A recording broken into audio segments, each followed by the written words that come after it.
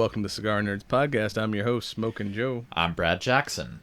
And since I'm the only one smoking, I'm smoking the Camacho 2025 Limited Edition. This guy sports a Mexican San Andreas wrapper over Honduran binder and a filler blend of Dominican and Honduran tobaccos.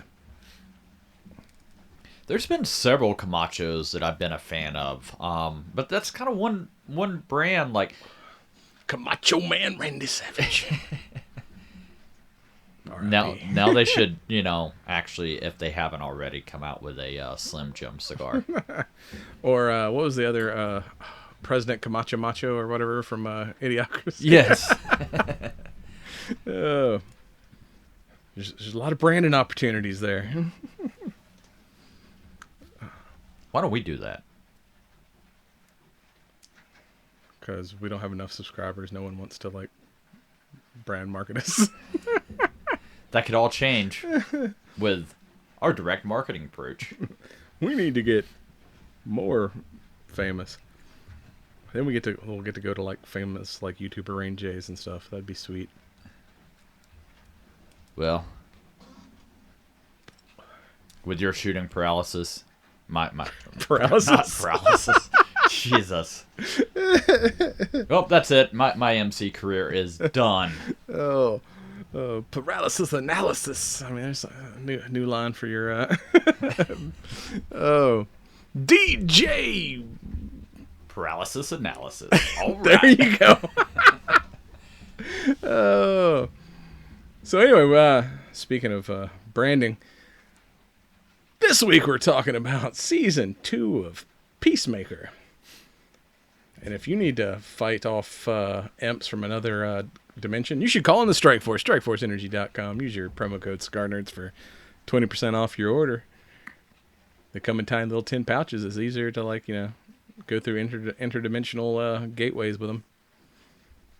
You can stash them in your keister. I mean, with all the different helmets, I'm sure there's a helmet with a hidden compartment. It's my caffeine helmet. It's got a French press inside. It's amazing. Oh. So, yeah. Well, let's go find some peace. Make peace, not war.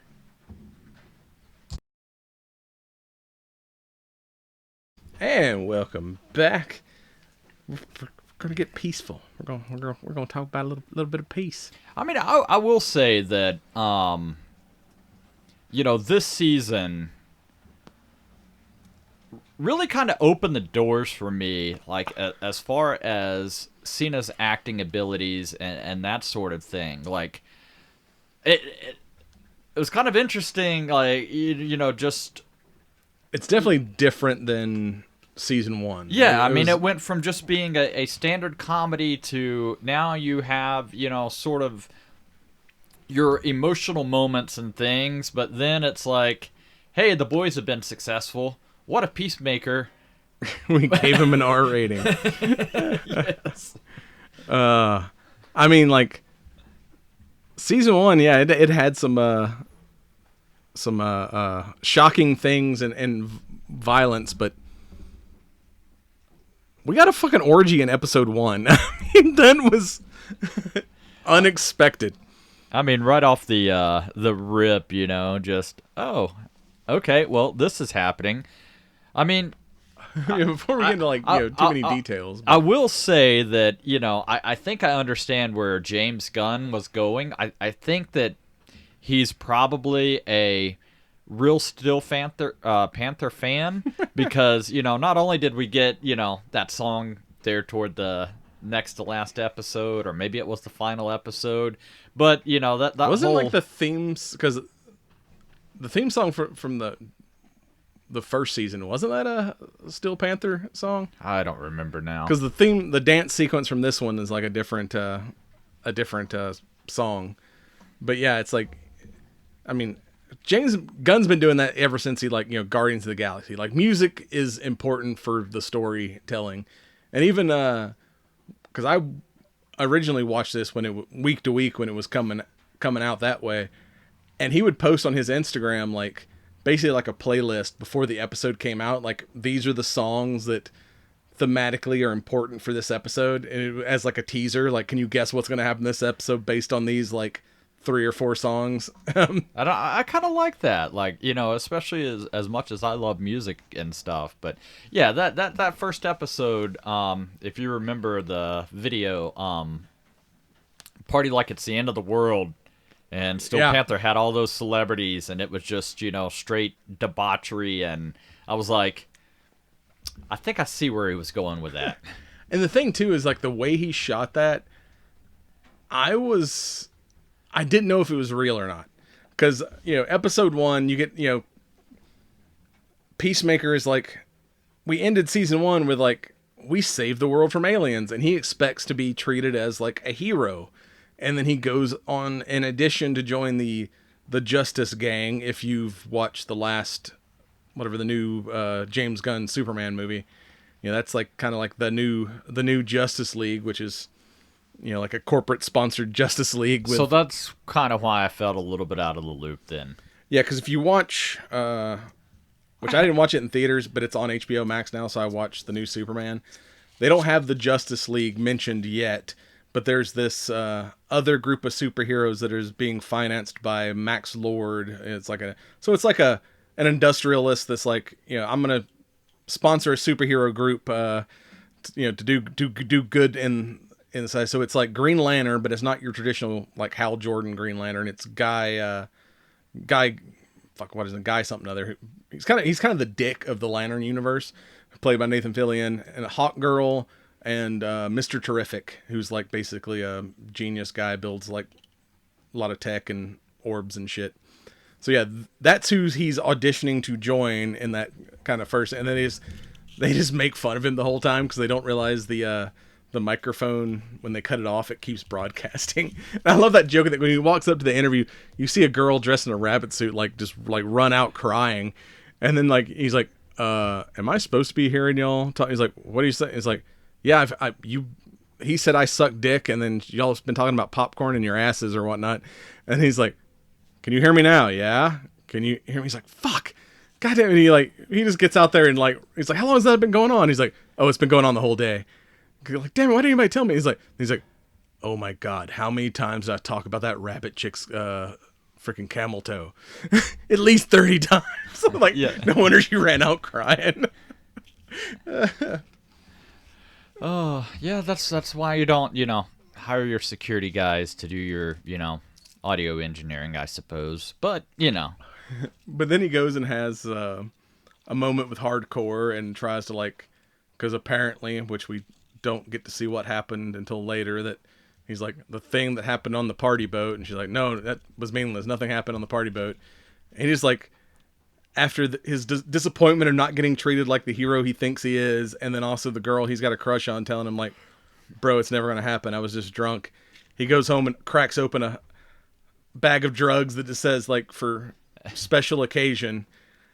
Worst day ever. And starts getting, like, high as shit. And then next thing it cuts to, like, there is just a huge fucking orgy going on.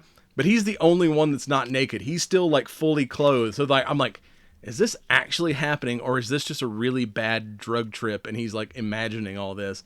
Until the age, like, because he's under surveillance and they're like, send Economos to like, you're like, "Hey, go, we're detecting weird radiation from his house because he's opened his portal, and go investigate." And he like goes to the window, he's like, "Holy shit!" And they're like, "What?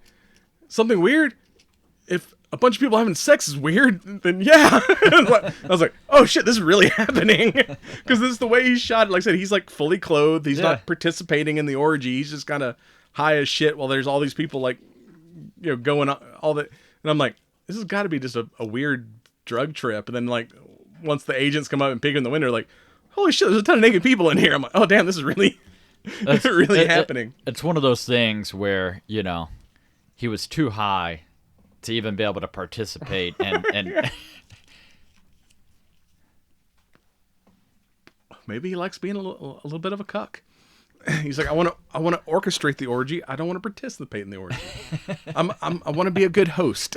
That would only work if he had a chair on the wall, not a couch. Oh, And then we also find out more about the Augie's interdimensional storage closet. Turns out it's not just his storage closet. Apparently, it's a intergalactic storage closet. It's got plenty of room for activities. Yeah. He's like, there's 99 doors to 99 other dimensions. He's like, I got 99 problems and a dimension ain't one. I feel bad for you, son. Yeah, I can't wait till we start talking about some of the other dimensions. I was like, oh, I know what game that's from. Yeah, that one. Or yeah, you got his neighbor in the dimensional hub is just like this weird alien dude that for some reason comes in and like incinerates a weird cat looking thing like every day. It's probably like some kind of like rodent, you know, we would attribute it as like a rat. And he's like, man, these freaking rats keep getting in my dimension. I'm going to bring them out here and incinerate it. Yeah, it's just like, hey man, how's it going? He's just like, nah. Yeah. Or maybe that's, you know, whoever that person is, like their version of purgatory. Like this is your hell. You know, will have no other purpose than to walk through this door and incinerate this every creature. day. You've got to burn your cat. Yeah, and it's probably like, that was my best friend. It's not even like, it's not like he's like grilling it either. It's not like, you know, it's like I'm going out back and grill this steak. It's like, nope, this is, I'm using the international or the intergalactic storage room to house my my fucking trash incinerator. Like he's like later on when they're in there and he's like, why don't you fuck off back in your dimension? He's like, what? He's like, who's that guy? He's like, he's just some asshole that like I say hi to every day and he just fucking ignores me. And I'm like, well, dude, you were like, in your whitey tighties. Like, I don't know if I'd want to like talk to my neighbor if I came out to like throw my garbage out and there he is in his whitey tighties walking his eagle. Be like, fucking weirdos in this neighborhood. I mean, but typically people of that magnitude gravitate together. That doesn't happen by chance. There's a vibe.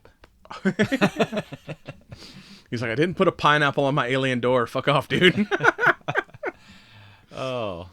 But I do like the factors. Like, Eagly, it's too damn cold for me to let you outside. Like, go play in the interdimension room. Yeah. Like, fly around here. Go pee in the intergalactic closet. Oh. But yeah, like you said, this season I was like, holy fuck, John Cena can act. It's like, he's always been like a good like comedic dude, but he has some like dark emotional moments in this, and I'm like, oh shit, Homeboy's not just like dumb action or dumb comedy dude. Like, he's actually got some acting range. Like, holy shit. And secretly, like, we'll find out at some point it wasn't acting.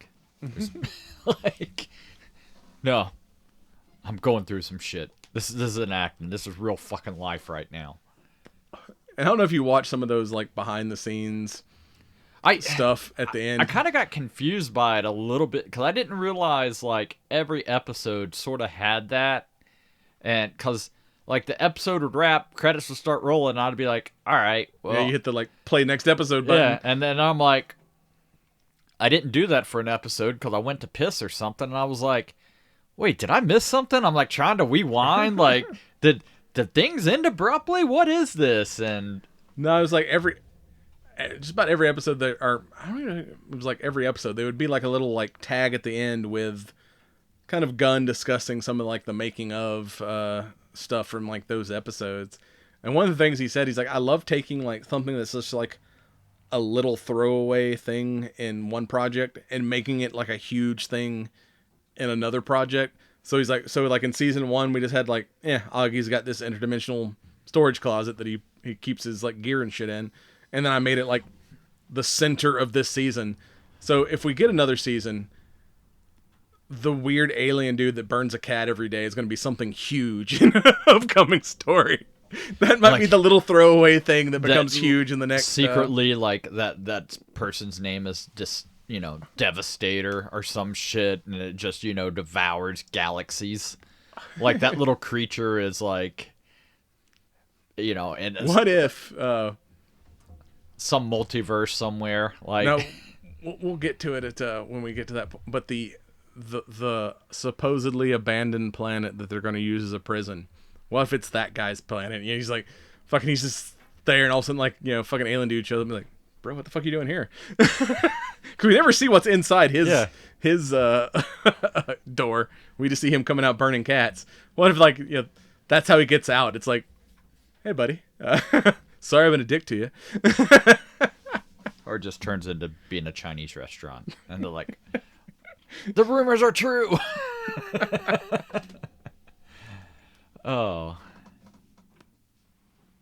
But I think that was another good direction that I think Gunn did with this season too. Like, we had several, racial topics or, other, things that, oftentimes can be just agenda push and shoved down your throat. And like, I like the approach here to where it was interwoven into the story. It made sense. I'm like, I can get behind that. Fuck Nazis. Yeah.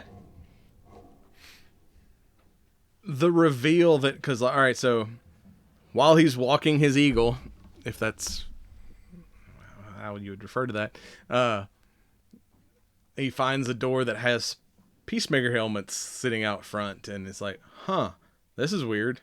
Let me use my code, and like, oh shit, this opens up, and he finds a whole nother world where he's like, this world is like our world, but better. My dad's not a dick, and he's alive, and my brother's still alive, and everything's really cool here.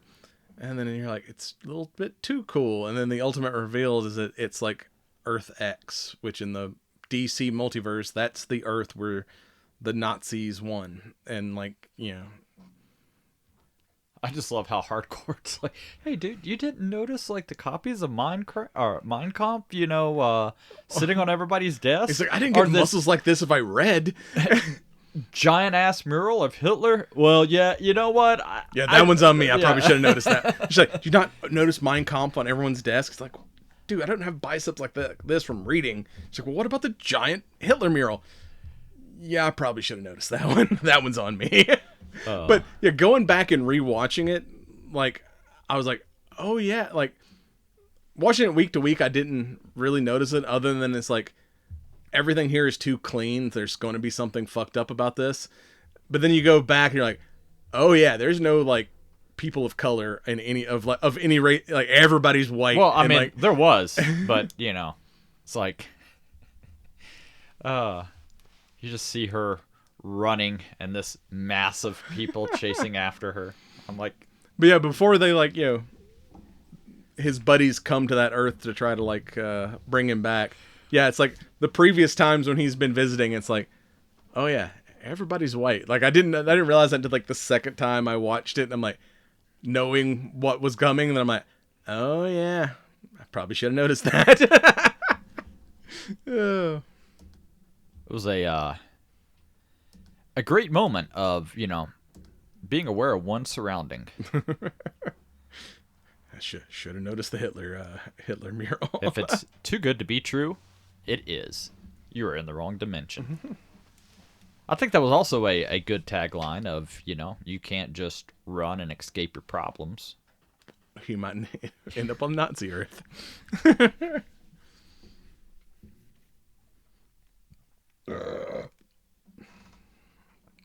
I don't know. I just, some reason, like, Eagle-y, like, just such a badass character. Yes. I love that, because if you saw the second Suicide Squad movie, Peacemaker's responsible for killing Rick Flag Jr., and now Rick Flag is in charge of Argus, Rick Flag Sr., so he's like, we're going to put surveillance on Peacemaker and wait for him to fuck up so I can finally, like, put him away, because right now he's, kind of pardoned for all previous crimes. But now that I know he killed my son, he's like on my shit list. I'm gonna find him.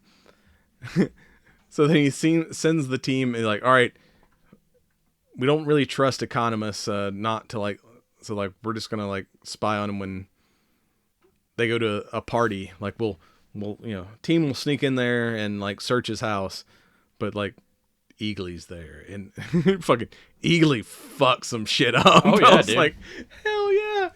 And then when you Eats find that out, one dude's eye and shit. then you find out that, Eagly is the prime eagle. But that, and fucking Tim Meadows is like the kind of the team leader. He had a good because he kind of comes off as a bit of a dick to begin with, but by the end of it, he's like, "Yeah, Argus is fucked up. I'm gonna join y'all's team." But like, he's like, "I've got bird blindness." He's like, "What is that? Some kind of duck?" He's like, "Dude, it's a fucking eagle." He's like, "They're two different sizes." He's like, "I got bird blindness." I'm like, what? And he's like, "It's a real condition. It's my one weakness. Like, I can't tell the difference between birds." He's like, "But they're two different sizes." He's like, "But to me, they're the same size." He's like, "What about like a hummingbird? Little tiny bird, needle nose, like flies around on it." Yeah, yeah. And the only reason why I know they're a difference is because I read it. Otherwise, it looks the fucking same to me. And he's like, "Why didn't you tell me he had like a superpowered duck?" I'm like, what the fuck are you talking about? Men are dead. Just, I love the fucking back and forth between him and Economos. It's just, he's like, "All right, fucking, I forgot what all the nicknames he had." He's like Titties and fucking Point Break, and like everybody has a name, and then he's like fucking Economos is like, "Oh, that's some cool. You're trying to be cool. I'm gonna call you Ginger Cool." And as a man who's married to a ginger, I've started using that just to annoy him. Like, "What's up, Ginger Cool?" And it's like, "Why the fuck do you keep calling me that?" Because she hasn't watched any of this Peacemaker shit. I'm like, "Don't worry about it. That's your new nickname. You're Ginger Cool." Totally gonna have her a t-shirt made. Find a fucking Peacemaker Ginger Cool shirt. I'm gonna make something. That's gonna be my. Oh, she's probably gonna listen to this. She don't listen to us. Good. Okay, then. That's a great Christmas gift idea. Or she does, and it's like months and months later, and then I get yelled at for something I said. Like, "You said whatever on the podcast." I'm like, "Dude, that was like 6 episodes ago. I don't remember that shit. I barely remember what I say after as soon as I turn off the mics. It's like my fucking hard drive just like bloop. Format. Yeah, it's like I format my brain just like I format the memory card after I offload the video. It's brilliant. Why didn't I think of that? I can't. If I don't remember it, it can't be held against me. It didn't mean anything. I was drunk. How'd you like in the other dimension how it's like the things that were just like slightly off, like the misspelled Cheerios or the band posters in his bedroom?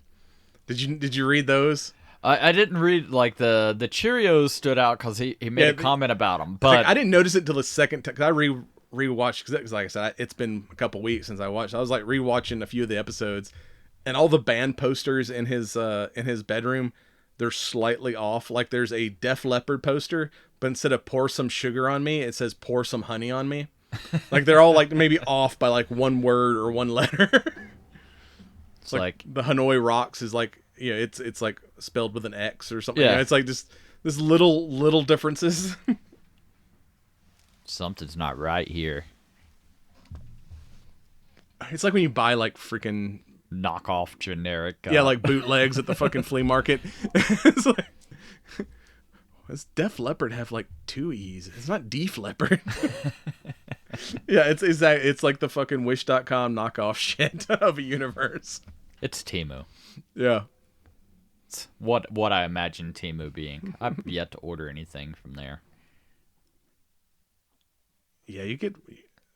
Like, I'm big into electronics, and I would never order anything electronic. I've watched some YouTube videos where they've bought tactical gear off of Temu and tested them, and it's like literally, guy bought a bulletproof vest. It was literally just like cardboard.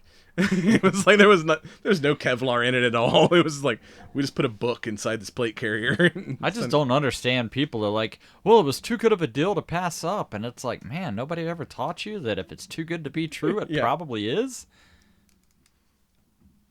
Or it's 'Cause it could look like the real thing. It sure as fuck ain't going to function like it.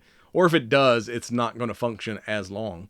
It's definitely going to wear out a lot quicker. I mean, I did see some knockoff Winkler Tomahawks on eBay for like $100. I'm like, it's not going to be the same thing, but it'd look cool hanging on my wall. But I definitely wouldn't put it in my gear and like try to use it. So that would be me though. I would try to use it. I'd be like, okay, I'm time to start breaking shit. Oh, the tomahawk broke. I mean, they're only $100. I'd like to maybe like buy two, one to hang on the wall and one just to test to see how well the fucking knockoff Temu Winkler Tomahawk lasts. Oh man, speaking of tomahawk, we need to start doing book reviews. Yeah, I would love to talk about Cry Havoc. I'm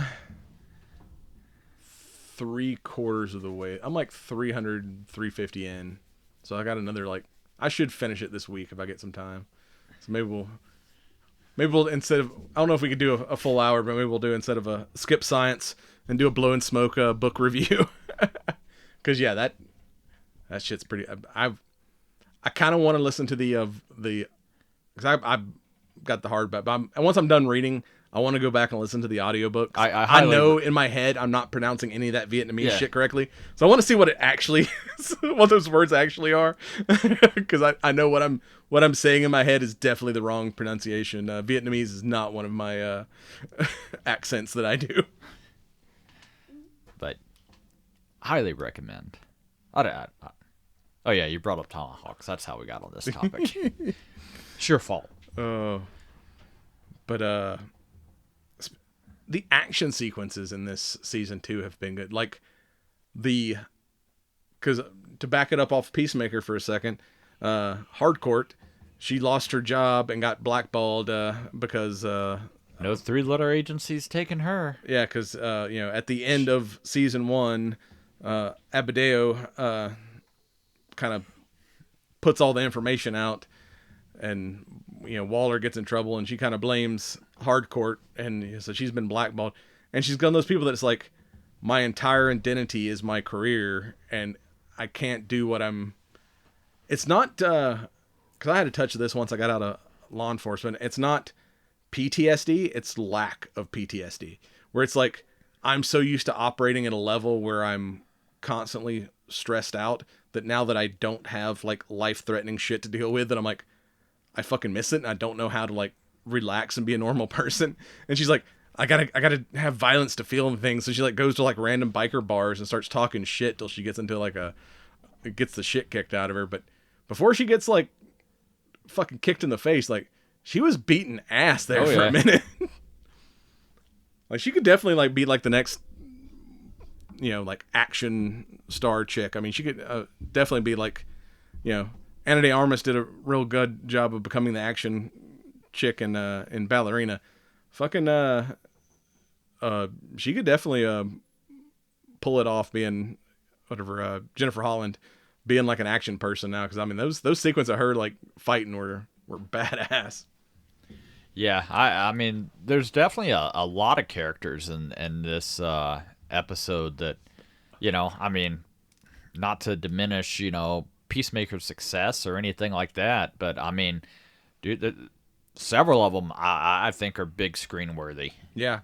And a lot of the side characters got a lot more to do this. Like, I would say season 1 is very much a Peacemaker focused story, where this one is more of a Chris Smith story. Yes. It's more personal, but then the rest of the team get a lot. Hell, even Eagly has like a fucking story arc. I mean, because after he fucks up that whole TAC team, they bring in the Eagle Hunter, who and was that an elephant gun that he was assembling or has in the case? Like Rachel was asking me, and I was like, I don't know. It's a big ass gun. I don't even remember, but yeah, he's like fake Indian dude who's he's like I hunt eagles, and he's like, he's the prime eagle. And well, I love even before that, like when he's actually tracking Eagly, and he's like, Tiki Marsala, yeah, the bits of, and I'm like, God, this is us every time we do a cigar review. Like, there's no way you can taste that. Yeah, definitely stick around to the credits in all these episodes, because like every episode there's like a little like it's not even like part of the storyline really, but it's like a little just extra, and it's always like I'm sure it's like an alternative like improv take where they're just talking like weird shit. Like but that one, because he like at one point he's like, eagle poop, and he eats it. He's like, I'm tasting deli meats and potato chips. He's not far. But then, like you said, the after part of that episode, he's like, yeah, he gets away, like tiki masala, 3. This keeps eating the bird shit, and it's like, fucking. I was like, and the one where fucking Tim Meadows and Steve Agee is like sitting in the van. He's like, what? I don't know the plural of Pokemon, because when you were learning that stuff, I was having sex with 2 chicks. And he's like, really? What were their names? And he's like, and he just keeps rattling off like details. And he finally like, all right, I believe you. I was in Portland, Oregon. They were the Peppermint Twins.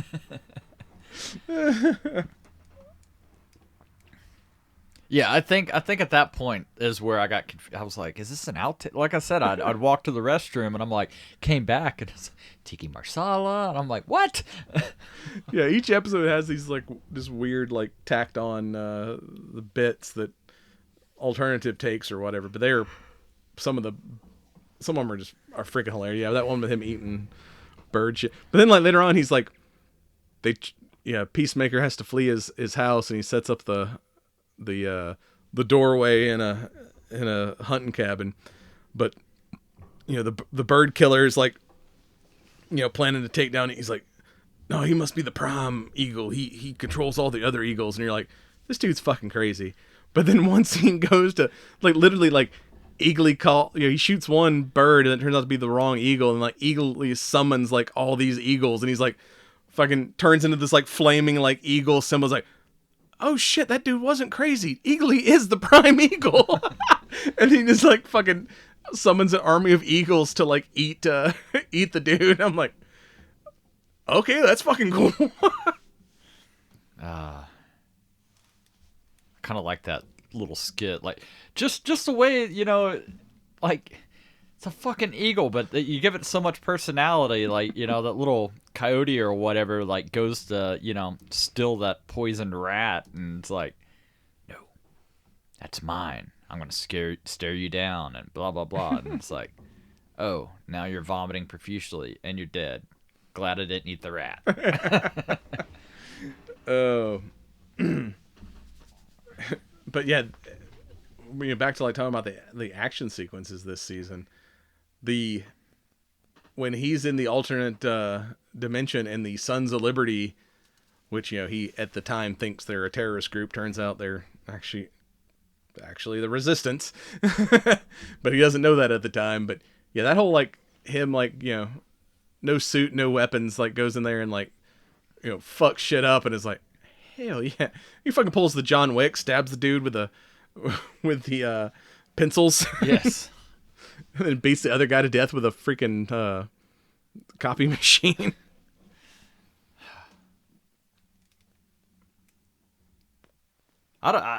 Speaking of the action, like, dude, everything was great, and it was, like, later on in that episode, where the father and brother come out and they're fully suited and just murk, all the cops surrounding them and shit like that. And yeah, Robert Patrick gets he's like, come with me if you want to live. Or basically he's like, hell yeah, the fucking Terminator line.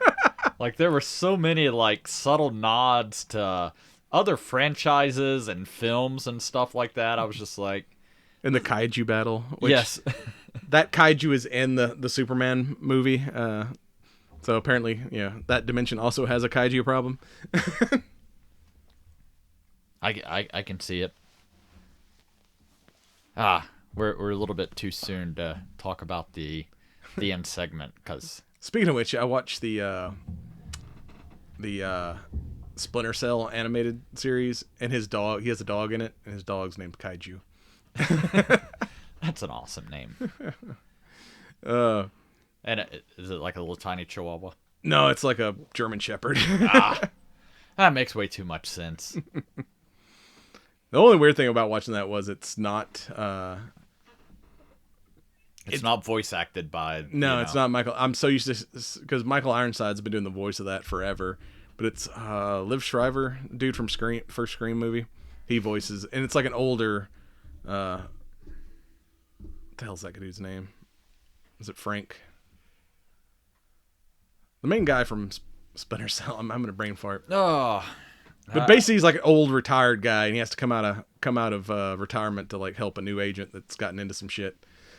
but yeah, not hearing Michael Ironside's voice, it was just weird. But it was still pretty badass. That's another one that I like. There's so much out there that, and I don't know. I feel kind of like an idiot now, like not realizing that Peacemaker had all these other tie-ins. That it's things I had questions on that probably were referenced elsewhere, and I'm like, I don't know where this reference is coming from. Well, I forget that now James Gunn is in the helm, and everything's gonna have a tie-in somehow. yeah, and if you watch, because Gunn did Suicide Squad before he took over and became like the head of DC Studios, so they actually changed the ending of season 1 because at the end of season 1, he's making all those like No, my brain formatted since then. Oh, well, in season 1, he's making all these jokes about like, like, yeah, Aquaman fucks fish and whatnot. And at the end, once they kill the aliens, the Justice League actually shows up. But in Gunn's rebooted universe, there is no Justice League yet. There's only the Justice Gang that is in the new Superman movie. So at the start of this season 2, when it shows like the Justice Gang, what happened last season, they changed it. So instead of making fun of Aquaman, he's making jokes about Green Lantern, and it's the Justice Gang that shows up at the end that he's like, y'all dicks relate, instead of the Justice League like it was in like season 1, because like, it's the universe is shifted since Gunn took over. The universe is shifted. We're doing all the damn interdimensional shit now. Like, we're gonna find out this season never even happened. The season was a different Earth. Like, the shit that happened last season was he's gonna pop out of a door in another like, what the fuck happened here? But it'd be like, y'all watch this season, right? You should have fucking known that didn't happen. We've been trolled. But to jump forward, eventually decides Hardcourt doesn't love him. He's like wanted by Argus. He's like, fuck it, I'm just gonna go, because he accidentally killed his doppelganger from that other universe. So he's like, fuck it, I'm just gonna go live as him because I have a chance to be a hero in this world, and I don't think there's any redemption in my world, because he hasn't yet realized there's a giant Nazi mural in his office. But when the team goes to like we gotta go talk him into coming back, and they go to fucking Adrian, aka Vigilante's hideout, which is in his mom's basement. He's like, we'll open the door here, and he's like, why are there pallets of cocaine and money? It's like, well, I kill a lot of drug dealers. I just take their shit because I don't want that stuff getting... You hand it over to the cops, and the cops are corrupt. Yeah, so I just store it all here. And he's like, you asked me for lunch money last week. You've got like billions of dollars in here. Yeah, but this is blood money. I can't spend that. But yeah, when the door kind of has like a kickback, and when it just blows like fucking cocaine, they wind up in the other universe and they're just like look like powdered donuts. They're just covered in cocaine. And then the drug dog starts hitting on Harcourt when she tries to go to the Bizarro World Argus. It's like, if she tests clean, she's good. Okay, yeah, she's clean. It's on the exterior. It doesn't count. Yeah, I thought it was dry shampoo. Turns out it was cocaine. Honest mistake. Yeah. Anybody could have made it. It happens. Oh, but that scene between the two of them in the interrogation room where, like, I was like, damn, this show got deep. I wasn't expecting this much, like, emotional stuff in it was funny. It was a great roller coaster. Yeah. I mean, we started out, with funny, just humorous, and like, I don't know, it was great because one of the things I don't like a lot of times about DC is it gets on the dark train and it just stays dark. Whereas this, you know, you were in and out and everything was fluid. It made sense for the time. And then when you're like, man, this is getting deep, then, you know, something off the rails would happen and it'd be like, okay, you know, there's my comic relief. I didn't watch it in theaters, but now that it's on streaming, I did watch the Superman, and I kind of was worried about Gunn's new universe of him, like, overcorrecting of, like, oh, DC's been too dark, and now I'm just going to make it goofy and funny. Everything's going to be Guardians of the Galaxy. Yeah, which Superman kind of is. The new Superman's kind of a dork.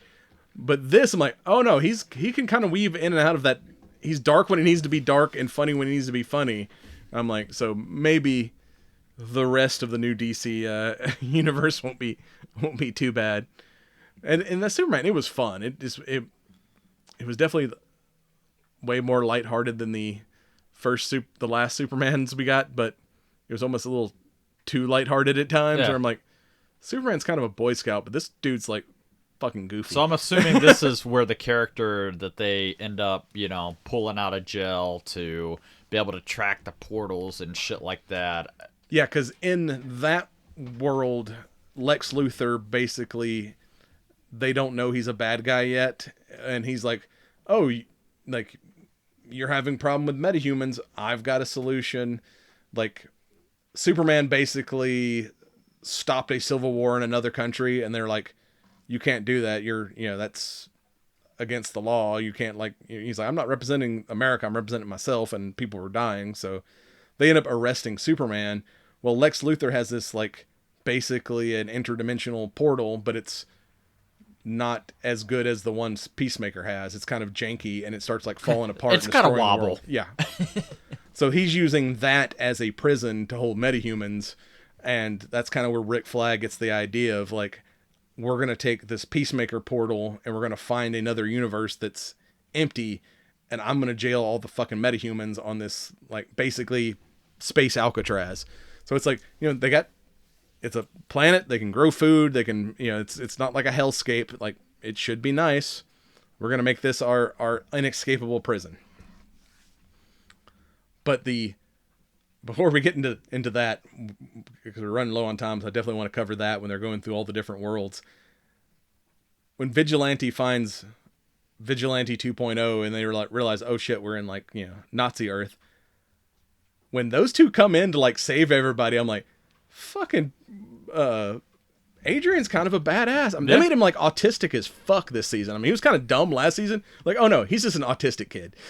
This explains so much. Because he was, like, super autistic this season. But yeah, when they come in and start just fucking everybody up, I'm like, dude's badass. And I think that's why I have problems with the final episode. But before we get into that, yeah, once they finally capture the portal and you find out, all right, we're going to go in and we're exploring all these worlds in this multiverse. Fucking worlds, some of those worlds were, like, bad at, like you said, what appears to be the Doom world. Yes. Where it's just, there's, like, fucking giant skull spiders, and they just open the door and they're like, nope, let's go shut this one back. Opting out of that. But then, like, the world where you think it's, what did they refer to them as? Imps, I guess? Yeah. Like the, and cause Peacemaker and his dad were talking about it, but I'm assuming that's what, cause he's like, yeah, remember when I come in the house, you're getting chased by, like, a bunch of these little, like, imps because you tried to go to their world and steal one of the giant candy canes.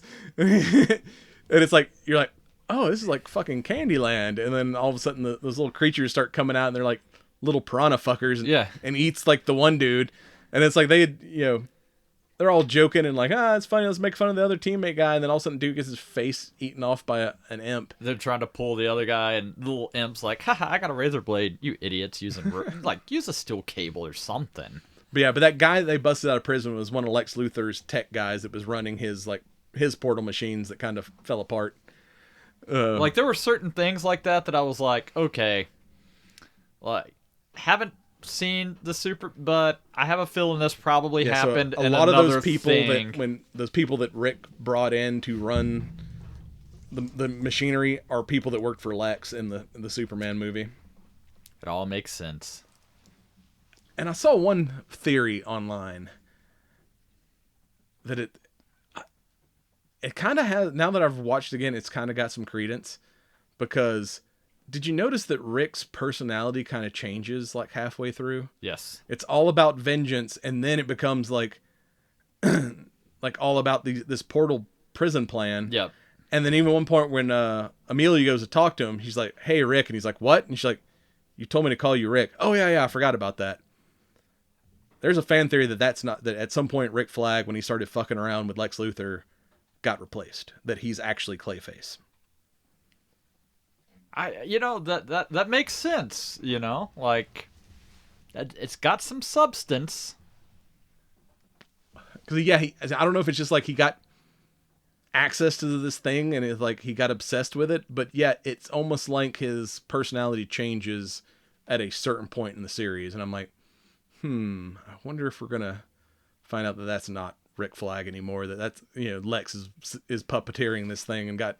But that's the thing. Like when you start doing this interportal, or it's a Rick Flag from like another dimension. Literally anything could be anything at any given and it's just like. Our whole thing, well, if you don't see a body, it never happened. And it's like, well, now you introduced all this intergalactic shit. So am I actually seeing what I think I'm seeing? Yeah. Is it another dimension Rick Flag, or is he been replaced by like a shapeshifter or whatnot? Which, I mean, is great, from a directing perspective, because, you can always, keep your audience on their toes, with that regard. Or you could be like... Because Lex already had a bunch of metahumans in his prison. So it's like, was Clayface around there somewhere? And he's like, "Hey, Clayface, I'll let you out if you work for me and pretend to be Rick Flag so I can kind of puppet him from prison." I mean... I don't know. Maybe bullshit, but it's a fan theory that I'm like, that might have some credence to it. Maybe I've got a theory. But I think we need to talk about the last episode before I can get into that. My problem with the last episode, because you get this whole like sequence of them like exploring these other worlds till they find the one that they assume is safe to be the prison thing, but like a lot of agents are getting killed in that time, and Rick doesn't seem to care, but then what's her name? That's his like right hand woman. She starts having doubts, and Tim Meadows' character starts having doubts, and they end up like switching sides. But episode 7 had such great like action stuff leading up to this, and then you get them like coming and Amelia's like, "I got a friend you should talk to." So I'm like gearing up for a whole like, oh, they're about to like get together and like go stop Argus. But then none of that shit happens. Yeah. They're like, we're going to take Vigilante's drug money, and we're going to start our own like independent contractor intelligence agency to be like the alternative to Argus. Well, I mean, dude, it's named Checkmate. They win. Yeah. But yeah, it's like, I'm expecting some like big final battle of like Team Peacemaker versus Team Argus to shut down this whole prison thing. And it's like, nope, we're just going to start our own corporation to compete with Argus and try to keep them honest. And we're not going to have any action in this last fucking episode. I'm like, the fuck? Well, I mean, you did get action when they, banished Peacemaker to that, fucking island of his own. He's like, we need to test, see how it works on how it affects human DNA. But I feel like that one is already filled with metahumans. Like all that growling and shit that you hear, kind of monsters in the distance. When they were there the first time, it's like, yeah, before we start using this as a prison, we need to test its effect on humans. So, and you're still on my shit list, so bye-bye.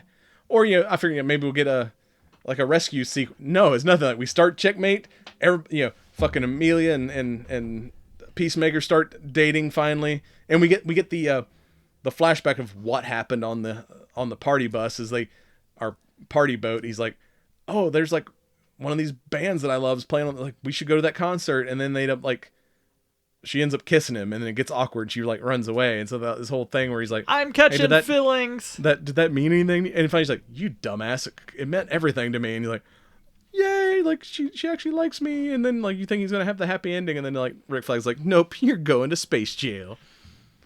That or that island. Like, I kept wanting, like, you know, it's like, okay, like these little creatures like remind me of like gremlins or some shit. You got the Doom level. I'm like, this is a Jurassic Park world, and it's Yeah. It's like we only scanned this one, like, 100 yards of field. We didn't look any farther. They're like, oh, this is Jurassic World. the trees are scary. We don't go near the trees. We come back and Peacemaker's like riding a T-Rex, like, I've tamed him. He is my new Eagly. This is now Charlie. Or instead of Eagly, when they finally find him again, he's got him a pet pterodactyl. This is Eagly 2. Petrie. This is Dactyly. Because I'm not very creative with my names. But yeah, the episode previous to that, there was so much great like action and stuff, and like, yeah, the final, I'm like, oh, Peacemaker Brothers is going to show up and like try to kill him in our world, or there's going to be this big showdown between Checkmate and Argus, and it's like, no, we get nothing. It was just kind of like oh, I got a friend you should talk to. Oh yeah, we're going to come up with a plan to take him down. No, we're just going to start our own company. I got a business proposition. Like, what the fuck? And Gunn has said there's like no plans for a season 3, that we'll find out what happens in future DC projects. But I'm like, if we're not getting a season 3, why did you leave it with such a fucking cliffhanger, you son of a bitch? Because he's like, I need to leave myself plenty of outs for whatever future projects. Like, that's the only thing I'm like, I oftentimes get pressed for time. So, like, an 8-hour season, like, Yeah. all right, yeah, I can burn through that in a couple of days, but then... Yeah, there's so many unanswered questions to not have a season 3. And it may just be Gunn, because he's kind of a troll anyway. Yeah. Gunn fucking with us. He's like, I'm just kidding. Y'all's getting a season 3. But it's like, or like Peacemaker the movie. But he's like, but yeah, it's like, It'll be one of those it's things. like, don't worry, we're going to find out what happens to Peacemaker, but it's going to be in a future DC project. There's no plans for a season 3 right now. I'm like, unless you're just fucking with us. Well... Or it ends up being tied into like whatever the next Superman movie is. I think probably is, and mark my words on this, whatever the next major Netflix or other streaming thing, he'll have a plan, and it'll be like, oh yeah, now you're going to shift your focus from this thing back over here to Peacemaker. Because I think the whole like I forget what they called that planet. I think the whole like meta prison thing is going to tie in to like the next Superman movie, the Man of Tomorrow movie. That's kind of the next one on the docket. So maybe they're like, all right, we're going to go throw all these metahumans in space prison. And when they get there, Peacemaker's there. And he's like, I'm going to get you guys out of here. And they tie him into the next Superman movie or whatnot. But yeah, I was just like, or he's just fucking with us, and there is a season 3 coming. And it was crazy too, because even getting 2 post credits, like nothing was answered or alluded to. No. Just like, what has happened? Yeah, it just left us with like fucking just nothing to wrap. I'm like, you motherfucker. You're like, oh yeah, no, this is it. We're not doing anything past this season. He gave himself a very big sand box that he can play in. She's words, use them. But yeah, it's like, that's the only thing that said. The fact that there wasn't much action and there was no big like climactic ending to that final episode. I'm like, you just leave it at fucking. This is the Empire Strikes Back of where it's like, we're just gonna end it all on a down note. And like, we're gonna give them the happy ending, and then we're gonna be like, fuck you, just kidding.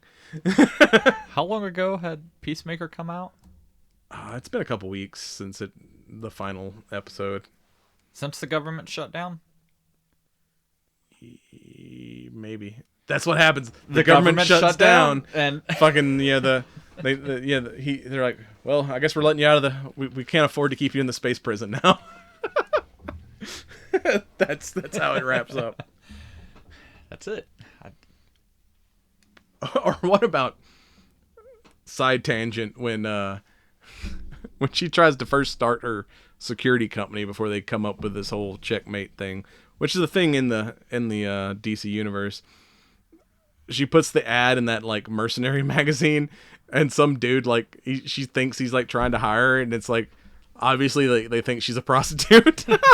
It's like, so you're gonna wear the hat for me, right? Like, and the silhouette that is your silhouette. Yeah, I use my. Ads. He thinks you're a hooker.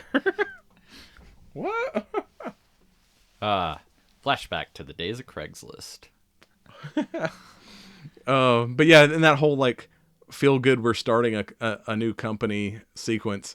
They go back to the party boat, and it's the band that's been doing this season's theme song is like the headliner now. And it's like, totally did not know it was a dude singing that song.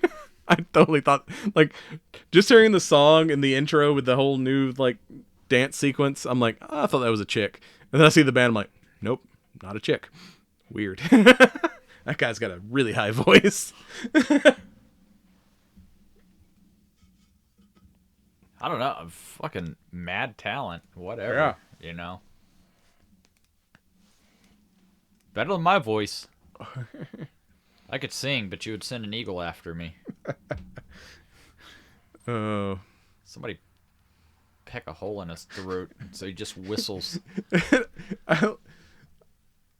I like that not only is the orgy turned out to be real, but everybody was still like passed out in his house like the next he like comes in like making coffee, and there's like just a bunch of naked people, and they're like, that one's like, ooh, I want some of that, and he's just like, oh yeah, the coffee, yeah, sure, I'll make you some. He thought he was getting hit on. Yeah, I mean, definitely a roller coaster of a season for sure. Just the fucking running. But I'm with you. I really like the fact that, you know, everybody had roles to play, and it wasn't just, you know, focused solely on a Peacemaker with, you know, fillable characters that you didn't give a shit about. Like, I felt like after the season wrapped up, like, you know, there's not really anybody that's just like, oh yeah, that's a filler, that's just a body. Yeah. It's like, if you remember season 1, he was in the suit most of the time, and in this one he barely puts on the suit. So I'm like, yeah, this is like, he's grown as a person. He's like trying to be Chris and not just Peacemaker. And I was like, that's kind of cool. And then the just looking for love in all the wrong places. The running jokes of like the weird nicknames, and then the fucking vigilantes like, I know everything about spiders now. Come on, like, look up spider facts and like ask me questions, or bird facts. And he was like always wrong. Yeah. It's like, dude, you don't actually know shit about this. Another one that I really liked is the fucking I don't know if it's the mom or the grandma, like before they go into the fucking room with all the drugs and the money, and it's like, oh, you're hardcore. I've heard lots about. No, it's hardcore. And like she starts going like in on, you know, all the sluttiness and you know, being a moral woman and everything, and I'm just like, girlfriend, well, you know, sometimes I gotta lie, you know, it's all about cover, like. Oh yeah. And then you had they brought back Judo Master, and him working for Argus now, and it's like, when Peacemaker tries to lock himself in the other universe, he follows them, and then once like the team gets there and they find out it's like, you know, Nazi world, he ends up saving Lee, and then they're like just kind of hanging out, like playing weird board games in this one.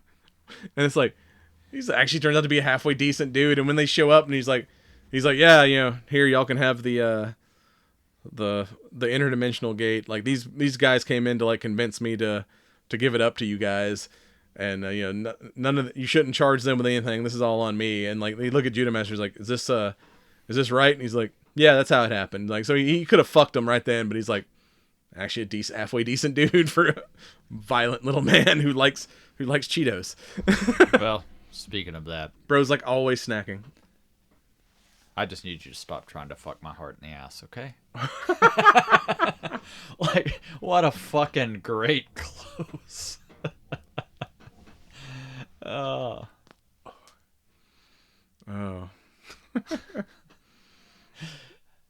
Fucking when Peacemaker goes to jail, and like Eagly's all depressed. Yeah. And like that too, when they're, because the whole time he's like, you know, fucking Friggin' what's his name?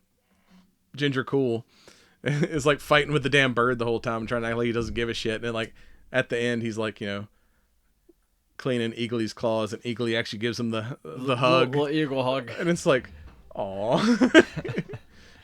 They bonded. John does care about Eagly. And even Tim Meadows' character is like, he's fucking given actually like talking to a Vigilante, like, he's like, come on man, ask me anything about. He's like, all right. And he's like actually playing along with it, asking him all the fucking weird questions. Like, oh yeah, totally. And he's like, you can see he sees the answers, knows he's like full of shit, but he's like, oh yeah, man, you totally got that right. He's like, it's like everybody kind of became friends, and then homeboy got thrown in the fucking monster verse or whatever we're gonna. It's gonna be Star Wars. It's gonna be Luke on an island. It's fucking The Last Jedi all over again. They go to find him. He's like grown a beard and he's like on an island drinking blue titty milk. Peacemaker, we need you to come back. And he's just gone full fucking hermit. I'm surviving off alien titty milk. I still wanted to be like, turns out to be that one alien guy that keeps burning cats, or rats, or whatever the hell those alien things. Like, it's his universe. And he's like, turns out he's a pretty cool guy. His name's Steve. Yeah. He's like, this is Ernie.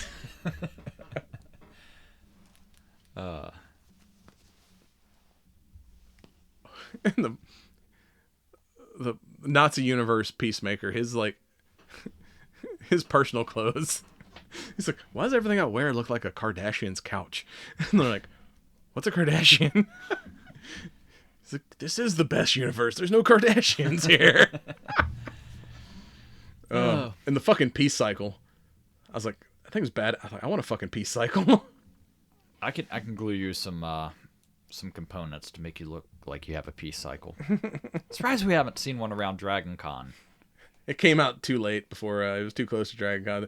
There'll probably be one in the parade next year. Somebody will build a peace cycle for sure. But as we kind of wrap this up, the Camacho 2025 Limited Edition, we got a little dark chocolatey, some spice, and definitely a pepper hit. And I do like a peppery cigar. And then it also has a little bit of a dried fruit, leather, like a touch of that dark sweetness. No tiki marsala though. No. I bet if you ate your poop, you would. I taste chicken salad sandwich and hot wings. Lots of cigar. This is amazing. The fucking weird ass tracker. So before we wrap, you got a highlight, a favorite Peacemaker moment this season. Like, it was one of those that, throughout the duration, kept you entertained because you didn't really know what to expect, or there was a lot of misdirection on, oh well shit, I thought that was a thing, apparently that's not a thing, and now it's the fuck. Like, yeah, just end with like, what the fuck. Yeah. But also great soundtrack, and definitely not. There was a lot of music from bands that I weren't necessarily familiar with. Like, it's very easy to like, put like the popular 80s hair metal in the soundtrack, but Gunn was going for some like deep cuts in this. So I was like, I expanded my musical knowledge in this season. But yeah, that's all we got for you this week. We'll be right back with some science. And you've been watching the Cigar Nerds podcast. Check us out on cigarnerdpodcast.com and on the ESO Network, esonetwork.com. And don't forget, smoke them if you got them. Like, comment, and subscribe.